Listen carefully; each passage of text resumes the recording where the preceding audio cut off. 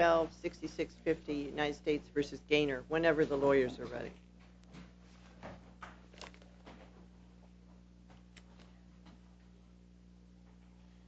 Mr. Dubois, whenever you're ready. Take your time. I just wanted to let you know we were here.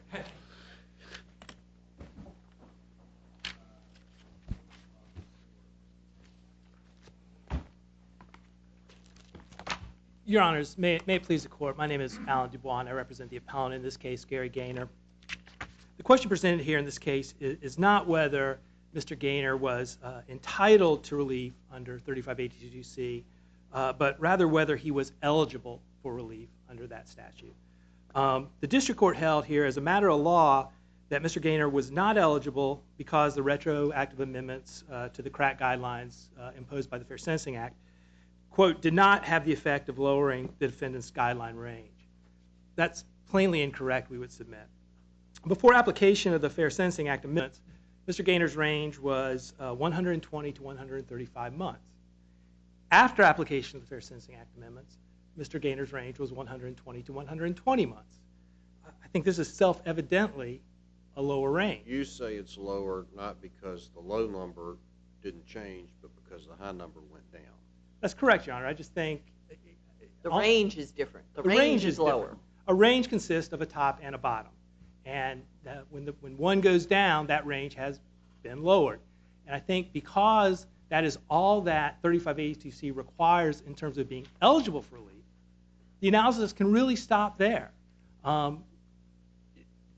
He meets the one criteria that the statute sets out for a defendant to be eligible to be considered for relief. At that point, then, it becomes a discretionary matter for the district judge to determine whether or not it feels any further reduction in the defendant's sentence is warranted. Here, we never got to that second step because of the Judge Howard's finding as a matter of law that he was not eligible. The government's... He said that because the sentence was based on he said not on the sentencing range, but on the mandatory minimum sentence. Which would seem under the policy statement and under our decision in the Hood case would make it difficult for you to make the argument.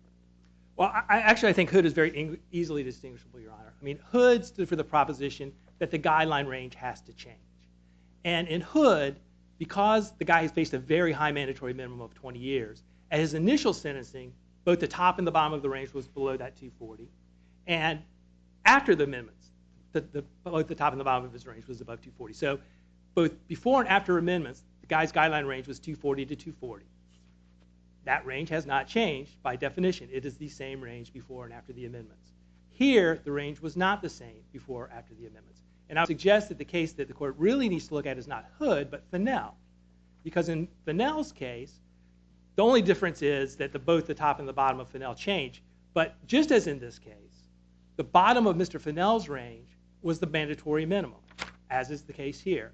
And in Fennell, this court said the district court still had the ability to give him a greater, an additional departure below that mandatory because there is no mandated way that a district court is required to determine how it's going to calculate a substantial assistance departure. And in fact, different courts, different jurisdictions, different districts routinely calculate downward departures in different manners. And all Fennell said is the judge has discretion that as long as he calculates the additional departure in a reasonable manner, that's all that's required by law. And in this case... What about this commentary to the guidelines where it says the amendment does not have the effect of lowering the defendant's applicable guideline range because of the operation of another statutory provision, for example, statutory mandatory minimum term of imprisonment?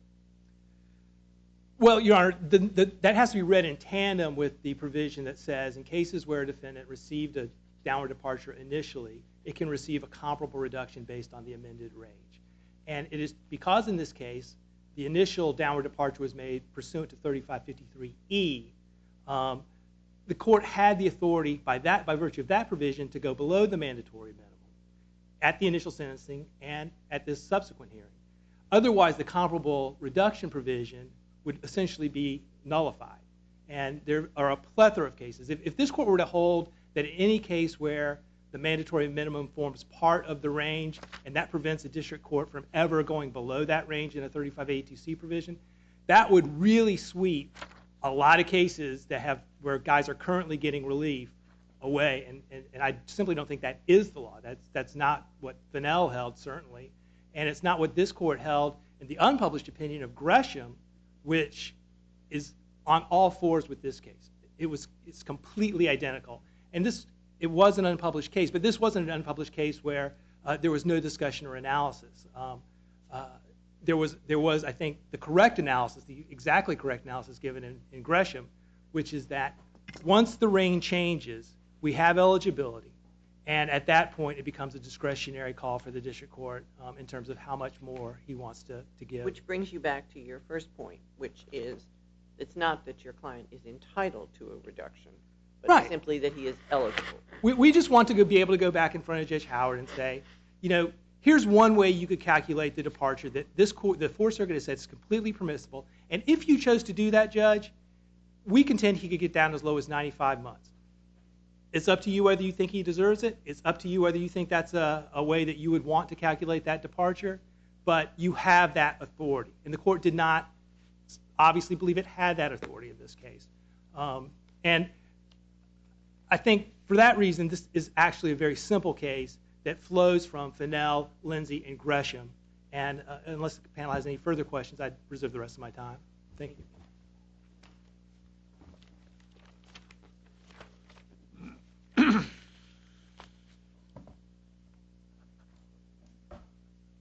May it please the court, my name is Christine Fritz, and I am here from the Eastern District of North Carolina. And I ask that you affirm the decision of the district Ms. court. Fitz, did you argue to the district court that it didn't have any authority here? Um, I There certainly was- can understand why you'd say don't do it. there You was need not do it. there was really no argument in a traditional sense. What happens is probation officer reviews and makes a recommendation, and at that point there's a letter sent to both defense counsel and government counsel. The government simply stated that we agree with probation's assessment. And the probation officer said there was no authority? The probation officer essentially, yes. Said it's been determined that the defendant's not eligible, I I believe. Is that right? believe so. Yeah, it was that he was not eligible because it Do did you not. all agree with the probation officer? I do agree with the probation officer. I wish they had worded their But you explanation. agreed. I'm talking about back Oh, there. yes. You agreed. You still do, but you agreed in the district court as probation. Yes. And I think that the important thing here is that the sentence has to have been based on a range. And the government's position is that if the sentence has been based on the mandatory minimum, a departure from the mandatory minimum, then 3582C does not provide the district court with the exceptional authority to go and revisit a judgment. And in this particular case, How do you distinguish Fennell? well, I think Fennell is distinguishable because in that situation, both the top and the bottom of the range had changed. But you laid out a principle. It's not distinguishable. It would be contrary to the principle you laid out to us. I don't believe so. In Fennell, I would agree that he was entitled to relief because his range was 121 to something, and then it became 120 to something. And there, by definition, a departure is a deviation from the established range. The government's position would be that in Fennell, the deviation was from the 121. That's at the point at which the deviation began. It wasn't at 120, so it wasn't at the mandatory minimum.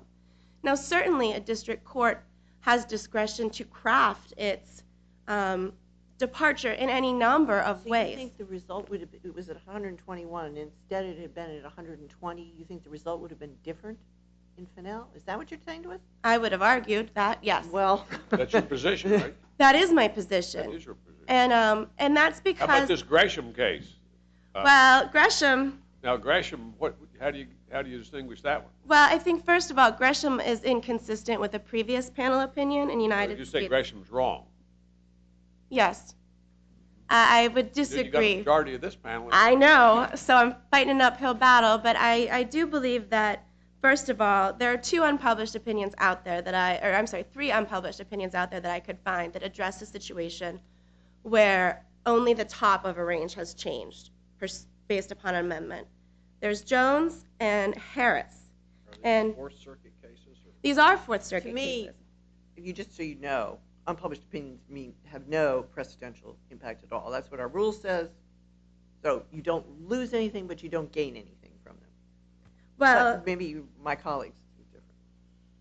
Well, in those unpublished opinions, there's two that are consistent with the government's position that say that where the range, the guidelines range, the bottom is set by the statutory minimum, and then there is a departure pursuant to 3553E, that departure is being measured from the bottom of the range. And although Fennell does talk about how a court can craft its departure in any number of ways, percentage, offense level, a straight number of months, I think the important question in this case is, has the defendant shown that his sentence was based on a range?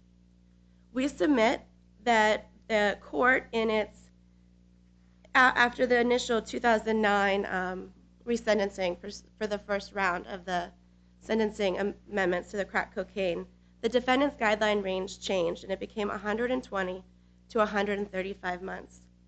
We brought to the court's attention the fact of the mandatory minimum, and we argued unsuccessfully that the court could not go underneath that. The court squarely had the mandatory minimum in front of it, and in that order, I believe it's page 36 of the joint appendix, the court says, I did a 14-month reduction. I'm not going back and revisiting it. So I submit to you that the 14-month reduction, all inferences, that it's taken from the bottom of the range. And the district court on remand could do exactly the same thing again. They don't even suggest to the contrary. They could come out, the district court could come out, could think that your reasoning, yes, you're right. Although I have authority, although he's eligible for reduction, he's not entitled to one, and I'm not giving him it. All they're saying is that the district court had to acknowledge that there was an eligibility for it, should be considered for it. Well, and again, the question of eligibility is, was the sentence based on a range? Yes, but what you were saying to us was the district court's already decided this question and determined that he's not going to give him. And maybe the district court has, but it has to say, at least your colleague argues, it has to say, I'm considering it, your guideline range has changed, you're entitled to consideration, but you're not entitled to get any reduction, and you're not getting any. Well, I don't agree with that analysis. That certainly is the defendant's approach. But that's what you were saying to us when you were saying that the district court before had already done all he was going to do. That's where your argument went. No, I think that my point, and perhaps it wasn't laid out as well as I could have, is when the defendant's guideline range was 135 to 168 on count 1, he received a sentence of 120 months. Then there was the initial crack cocaine amendments, and the court departed from the 120 months, which was the mandatory minimum. And I believe that the record supports the assessment that he departed from the 120 months because in his order on the motion to reconsider, the court says, I did a 14-month deviation. And I think that it's critical to look at how the court imposed the sentence because the statute requires the sentence be based on a range that has changed. If the court has based its sentence not on the range, but on the sentencing guide or on the statutory minimum, our position is that it's not based on a range. It's based on the minimum. The minimum has remained unaffected by these guideline changes, so he doesn't have the authority to revisit. 3582C is a very narrow exception to the rule that says, under these particular circumstances, court, you may go back and reconsider. And if the sentence at all times was based on the 120 months, and then there's a reduction, I would submit that it never was based on that range. The range has changed, but the sentence was not based on the range. And this is the defendant's motion, so the defendant has the obligation of coming forward and showing that his sentence was based on the range. I don't think that there's anything in the record that demonstrates that the court's analysis was driven somehow by the range as opposed to a reduction from the mandatory minimum. particularly when the court spoke in terms of a 14-month reduction. So in that sense, I would part company with the analysis in Gresham, because in that situation, my position would be that the court's sentence was based upon the mandatory minimum. The court departed from the mandatory minimum, and so there wasn't that authority to revisit the sentence. And that approach is also consistent with some of the policy statements. There's a policy statement that talks about basically that whenever the reduction for the term of imprisonment is not consistent with this policy statement and therefore not authorized if it does not have the effect of lowering the applicable guideline range, for example, because of another guideline or statutory provision, such as the statutory mandatory term of imprisonment. And we see that as being the bar here. And we, unlike defense counsel, I do believe that the district court's analysis in the first instance is very important in determining whether the sentence is based on the range or here based on the mandatory minimum. If there was something in the record where the court said in 2009 or otherwise, you know, you were a pretty awful defendant, I was going to give you 135, there was a downward departure motion, I'm going to take my cut from the top of the guideline range and I'm going to give you 115. That's my departure. I started from the top of the range. In that situation, I would agree that the defendant should have relief because that range, which has been changed, was a significant part of the court's analytic framework. The sentence was based on the range. And in this particular case, the government submits that the sentence in 2009 was not based on a range. And for that reason, we believe that the district court properly determined that the defendant was not eligible as a matter of law to receive a reduction. Thank you very much. So I would ask that the court affirm the judgment of the district court. Mr. Dubois, you have a rebuttal? Your Honor, I just want to point out, I think the government's last point concedes the case. When she acknowledges that had Judge Howard explicitly started from 135 and went down to 115, he would be eligible. Well, that's exactly this. Yes, I agree, and that's exactly this case. The government's arguments, every single one of the government's arguments, was made and rejected in Fennell. The notion that the court only had authority to go down from 121 to 120 in Fennell, that was precisely the government's argument that the panel rejected. Fennell said no, the judge could go anywhere within the new range, regardless, even if the court had explicitly said this is how I did it. He's not bound to follow the same procedure in a subsequent hearing as long as it's reasonably related to the statutory provision. So in light of Fennell, I don't think the government has even acknowledged its existence in a way that seriously grapples with its holding. And for that reason, I think the outcome in this case is dictated by Fennell, Lindsay, and Gresham, and that's what we'd ask the court to do in this case. Thank you. Thank you very much.